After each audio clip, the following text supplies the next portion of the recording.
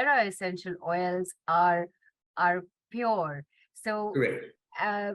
therefore, the next question here would be, Mark, who is doTERRA? What do they do? And what's the impact they have in the essential oil industry, so to speak?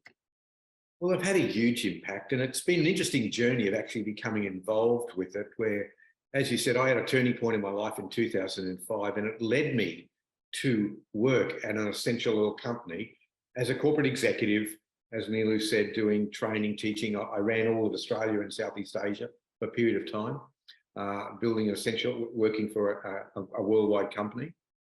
I had the opportunity to leave that and actually work for myself in 2009.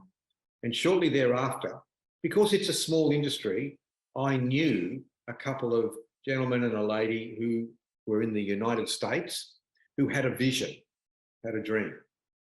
They came from, again, the health industry with some knowledge in essential oil.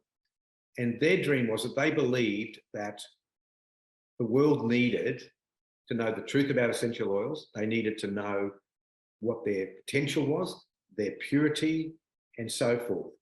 And that dream, there were at that stage 4 of them. One was a medical doctor who was heavily involved in the natural field. He practiced in that field, not in medicine.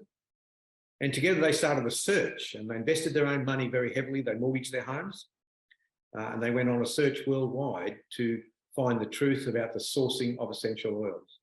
And they started with about 15, and they found them, and they went to the growers, and they saw another side of the essential oil business, which was the growers.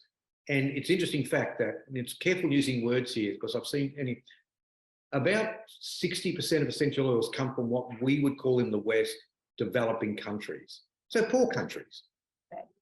Okay, 60 to 70, poor economically. Mightn't be poor spiritually or the way their lifestyle are, but poor economically. You know, their GDP is low.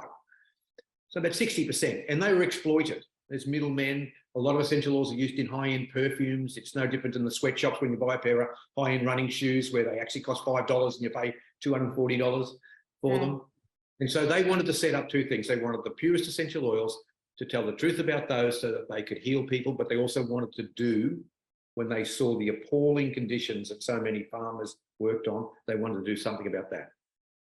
So they did 2 things. They formed what they call a co-impact sourcing model, where they got local people, they formed cooperatives, cut out the middlemen, all the factories and everything like that. They installed the distiller themselves at their own cost for the growers. And when the growers harvest their crop, bring it to the distillation, they weigh the crop, they pay them straight away. They set up this model all over the world. So we, doTERRA, now source essential oils from locations everywhere: Europe, North America, South America, Asia. A lot comes from India, okay? They make the best cinnamon and the best lemongrass in the world. And it comes from, they're 2 of the oils that are used. Certainly up north part of India, we have spikenard and wintergreen. They are, because they are, when tested, they have the highest efficacy level of those aromatic compounds anywhere in the world. Right. So that's how it grew. It grew out of the desire to tell the truth and story and show that pure essential oils can be viable. They really have a positive impact, a massive impact, and to provide a chain where growers were looked after. And as I talked about, sustainability. So it's co-impact. It's co-impact on the environment. Right. So we're talking about sustainability. That's their goal. That's what they did. And the world embraced it, because in a period, it's now been going since 2009. We're talking 14 years. doTERRA is the largest privately owned essential oil company in the world by a very, very long way. And we'll get even bigger, because it's now you can buy it in India, which we're delighted about. Right. And even in India, as you said, because everything is sourced locally. It's a pure form of extraction. There's no middleman. Even in India, you have setups in all the regions, right? Like, for example, the beautiful eucalyptus is from the south, right? So lemongrass, and lemongrass from the south. So they're actually locally sourced, and as you mentioned, co-impact sourcing model. The local farmers, are the ones who are benefiting from this. Absolutely. There's no middleman. This is pure, this is direct from source. I think these are amazing, amazing plus points to get to know about and to understand. So a big thank you to dōTERRA for that.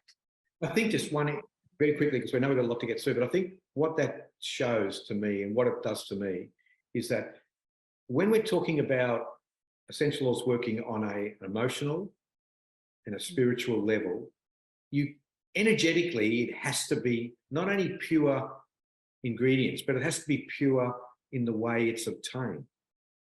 You can't be exploiting people. That energetically through the live molecules, you're going to adulterate the product just as badly as if you use solvents. And that's what we love about dōTERRA. We know from where it starts to where it finishes, that chain has the purest intentions and everybody benefits the whole way up. And it's a magic thing.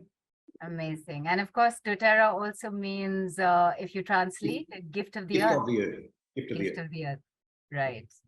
Fantastic.